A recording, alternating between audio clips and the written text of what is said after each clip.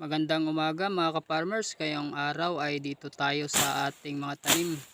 Naglilinis tayo sa ating mga tanim na niyog at abaka at guyabano. So ayan, yung mga damo mga ka-farmers ay sobrang haba na.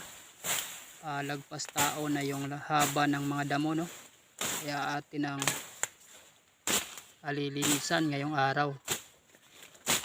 At ang gamit natin dyan ay yung lagaro at yung nyog, oh. Mga ka-farmers, ang dami ng damo. Kaya tinanggalan natin pati yung ating abaka na maliliit.